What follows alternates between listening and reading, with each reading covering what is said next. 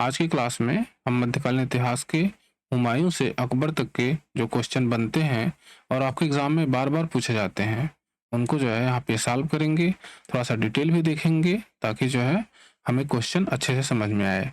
ठीक है, आप लोग पूरा वीडियो देखिएगा और कमेंट बॉक्स में ये बताइएगा कि कितने क्वेश्चन आपके सही हो रहे हैं। ओके, तो चलते हैं, हम देखते हैं क्वेश्चन नंबर 1। वर्ष और संबंधित घटना से जुड़ा हुआ निम्नलिखित में से कौन सा युग्म सही ढंग से मेल नहीं खाता है। तो यहाँ पर आपको वर्ष दिया हुआ है और संबंधित घटना दिया हुआ है और आपको बताना है कि कौन सा मेल नहीं खाता है। वर्ष दिया हुआ है 1540, 1539, 1531, 1535 और घटना कन्नौज का युद्ध, चौसा का युद्ध, दादर का युद्ध और चित्तौड़ का पतन। तो आपको जो है मैच कराना है। इसमें देखेंगे तो तीसरा वाला जो है 1531 ये मेल नहीं खाता है, तो उत्तर क्या हो जाएगा, ये तीसरा। तो देखिए दादर का युद्ध जो हुआ था वो 1532 ईस्वी में हुआ था और किसके किसके बीच हुआ था, तो महमूद लोदी अफगान शासक था और हुमायूं के बीच हुआ था। और इसमें जो है महमूद हार गया, शेरशाह सूरी भी इसके साथ था, लेकिन शेरशाह सूरी ने जो है महमूद का साथ नहीं दिया, जिससे महमूद हार गया और हुमायूं जो है वो जीत गया। इस दादर के युद्ध को और नामों से जानते हैं, जैसे दादरा का युद्ध, दोहरिया का युद्ध, दौराहा का युद्ध। ये नाम भी जो है आप जानते रहिए, कभी ऐसे क्वेश्चन आ जाता है। ओके, देखते हैं नेक्स्ट क्वेश्चन। हुमायूं ने शेर खान के विरुद्ध निर्णायक युद्ध किस स्थान पर लड़ा। ऑप्शन ए है चुनारगढ़, ऑप्शन बी है चौसा, ऑप्शन सी है बिलग्राम कन्नौज के निकट, ऑप्शन डी है दिल्ली। सही उत्तर क्या होगा इसमें, बिलग्राम कन्नौज के निकट जो है हुमायूं ने शेर खान के विरुद्ध युद्ध लड़ा था। अब यह युद्ध हुआ कब, तो यह युद्ध मई 1540 ईस्वी को हुआ और यह निर्णायक युद्ध था। इसमें जो है हुमायूं ये हार जाता है और जो है हारने के बाद दिल्ली कंधार होते हुए ईरान चला जाता है और फिर रिटर्न वापस 1555 ईस्वी में फिर से आक्रमण करता है और दिल्ली जीत लेता है। तो यह निर्णायक युद्ध था। इसमें शेरशाह सूरी यानी शेर खान वो जो है जीत जाता है।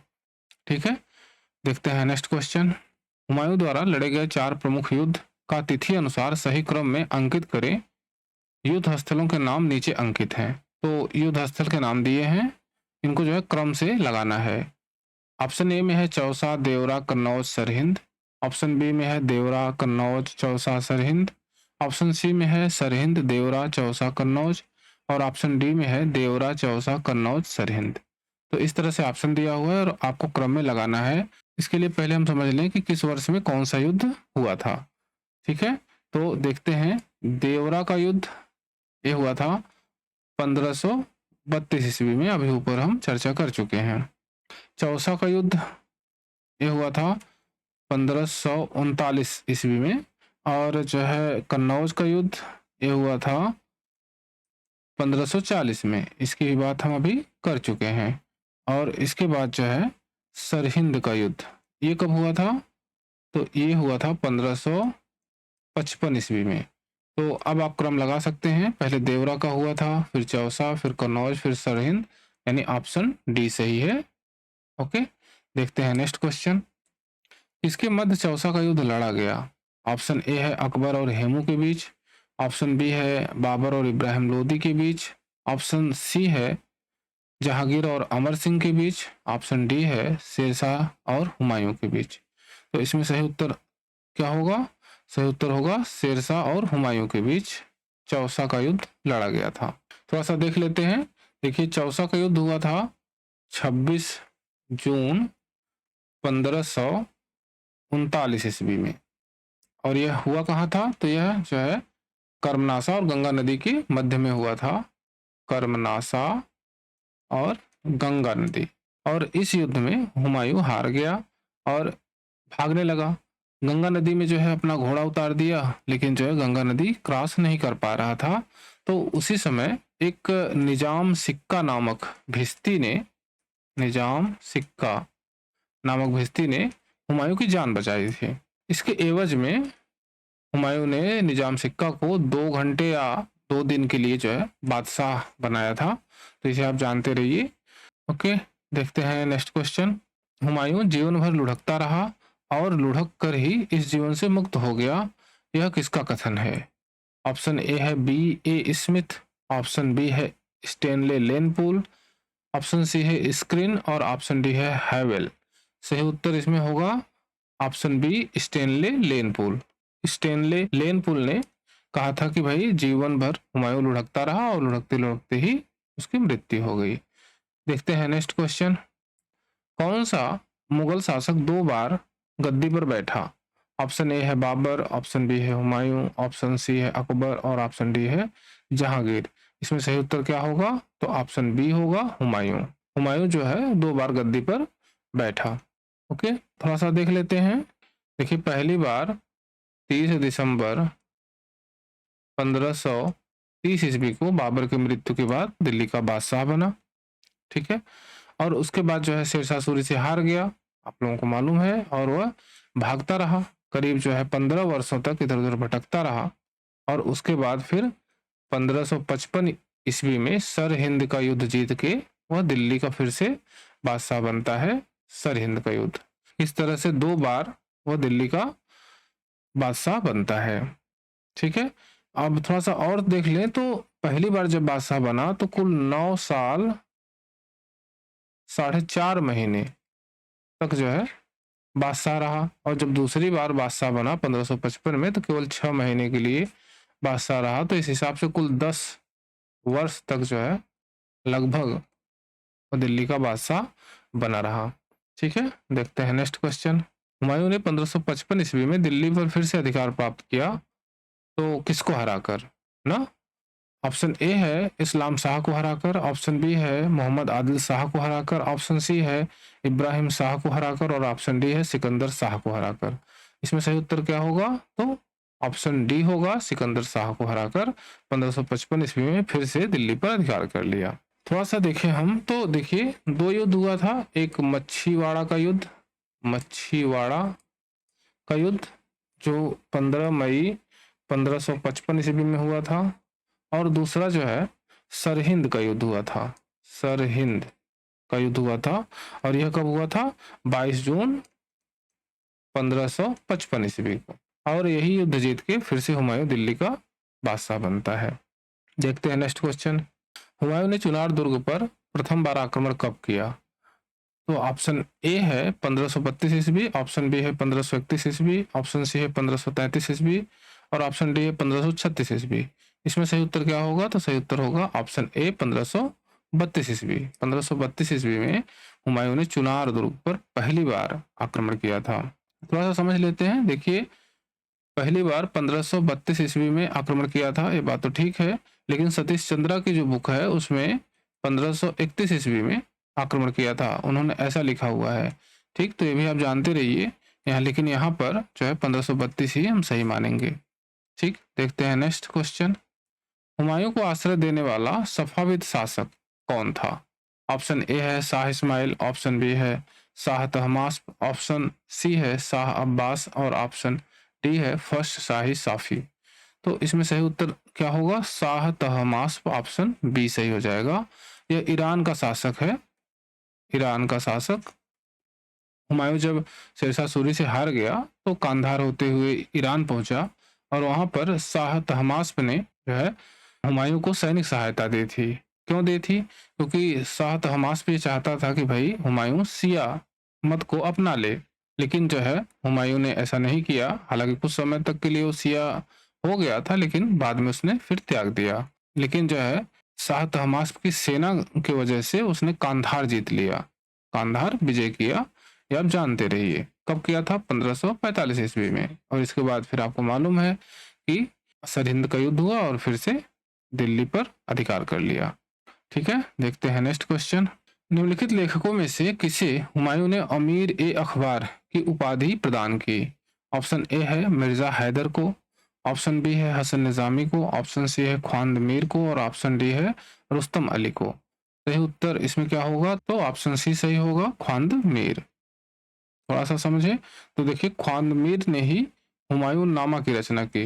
हुमायूं नामा या कानून ए हुमायूं, कानून ए हुमायूं, इसकी रचना जो है ख्वांदमीर ने ही किया था। और जो है यह ख्वांदमीर ज्योतिष का जानकार था और इसी ने जो है हुमायूं की तुलना सिकंदर से की है। आपसे क्वेश्चन पूछ लिया जाए भाई सिकंदर से तुलना किसने की है हुमायूं की, तो ख्वांदमीर ने की है। ओके, देखते हैं नेक्स्ट क्वेश्चन। निम्नलिखित में से किसने अपने अमीरों को अहले दौलत, अहले सादात, अहले मुराद में विभाजित किया? ऑप्शन ए है जहांगीर, ऑप्शन बी है औरंगजेब, ऑप्शन सी है अकबर और ऑप्शन डी है हुमायूं। इसमें सही उत्तर हो जाएगा ऑप्शन डी हुमायूं। हुमायूं ने जो है अपने अमीरों को अहले दौलत, अहले सादात, अहले मुराद में बांटा था, विभाजित किया था। थोड़ा सा हम समझे तो अहले दौलत में कौन कौन लोग शामिल थे, तो देखिए राज परिवार के सदस्य और सैनिक अधिकारी, राज परिवार के सदस्य प्लस जो है जो सैनिक अधिकारी थे वो जो है अहले दौलत में शामिल थे। अहले सादात में कौन लोग शामिल थे, तो अहले सादात में जो है वो काजी, शेख, दार्शनिक, ये सभी लोग जो है अहले सादात में शामिल थे। अब अहले मुराद में कौन लोग शामिल थे, तो ये संगीतज्ञ शामिल थे। संगीतज्ञ जो संगीत नृत्य करते थे वो जो है अहले मुराद में शामिल थे। देखते हैं नेक्स्ट क्वेश्चन। अकबर के समय गोडवाना अभियान का नायक कौन था? ऑप्शन ए है अता आगा खां, ऑप्शन बी है सरफुद्दीन, ऑप्शन सी है पीर मोहम्मद और ऑप्शन डी है आसफ खां। सही उत्तर इसमें हो जाएगा ऑप्शन डी आसफ खां। आसफ खां जो है इसी ने गोडवाना अभियान किया था। आसफ खां कड़ा और इलाहाबाद वाला जो क्षेत्र है वहाँ का सूबेदार था और जो है ये गोडवाना इलाहाबाद से ही लगा हुआ एरिया है और यहाँ की रानी थी रानी दुर्गावती। आसफ खान ने जो है गोडवाना पर आक्रमण किया, रानी दुर्गावती बड़ी वीरता से लड़ी और वो हार गई। अंत में उन्होंने अपने ही छुरे से अपनी हत्या कर ली। ठीक है, तो इस तरह से गोडवाना मुगल साम्राज्य में मिला लिया गया। देखते हैं नेक्स्ट क्वेश्चन। निम्नलिखित में से किस स्थान पर अकबर को हुमायूं की मृत्यु की सूचना मिलने पर राजगद्दी पर बैठाया गया था? ऑप्शन ए है काबुल में, ऑप्शन बी है लाहौर में, ऑप्शन सी है सरहिंद में, ऑप्शन डी है कालानौर में और ऑप्शन ई है उपयुक्त में से कोई नहीं। सही उत्तर क्या होगा? सही उत्तर होगा डी कालानौर, यानी पंजाब में। देखिए जब हुमायूं की मृत्यु हुई तो अकबर उस समय पंजाब वाले क्षेत्र में ही था और वहीं उसे सूचना मिलती है और वहीं पर जो है अकबर का राज्याभिषेक होता है। ये राज्याभिषेक कब होता है? तो 14 फरवरी 1556 ईस्वी को होता है। ठीक है, और बैरम खां अकबर के संरक्षक होते हैं, बैरम खां। ओके, देखते हैं नेक्स्ट क्वेश्चन। अकबर का चिश्ती संतों के प्रति गहरा सम्मान था और वह अजमेर के शेख मोइनुद्दीन चिश्ती की दरगाह पर हर वर्ष यात्रा पर जाता था। निम्न में से किस वर्ष से उसने प्रतिवर्ष अजमेर दरगाह की तीर्थ यात्रा पर पैदल जाना बंद किया? तो ऑप्शन ए है 1577 ईस्वी, ऑप्शन बी है 1578 ईस्वी, ऑप्शन सी है 1579 ईस्वी और ऑप्शन डी है 1580 ईस्वी। इसमें सही उत्तर होगा ऑप्शन सी 1579 ईस्वी में जो है उसने पैदल मोइनुद्दीन चिश्ती की दरगाह पर जाना बंद कर दिया। देखते हैं नेक्स्ट क्वेश्चन। अकबर के समय शेख मुबारक द्वारा जारी राजाज्ञा में कौन सा कथन सही नहीं है? ऑप्शन ए है उलेमा राज्य का आध्यात्मिक प्रमुख, ऑप्शन बी है बादशाह शरीयत, यहाँ पे शरीयत कर लीजिए, को बदल सकता है, ऑप्शन सी है बादशाह उलेमा से ऊपर है और ऑप्शन डी है बादशाह राज्य का आध्यात्मिक प्रमुख है। इसमें बताना है कि कौन सा कथन सही नहीं है, तो इसमें उत्तर क्या हो जाएगा? उत्तर हो जाएगा ऑप्शन ए उलेमा राज्य का आध्यात्मिक प्रमुख। ये जो है सही है क्योंकि यही नहीं था, आध्यात्मिक प्रमुख जो है वो अब अकबर हो गया था, अब उलेमा जो है आध्यात्मिक प्रमुख नहीं रहा था। ठीक है, थोड़ा सा हम समझे तो देखिए अकबर ने जो है 22 जून 1579 ईस्वी को महजर जारी किया। महजर या महजर नामा भी कहते हैं इसको। महजर का प्रारूप तैयार किया था शेख मुबारक ने।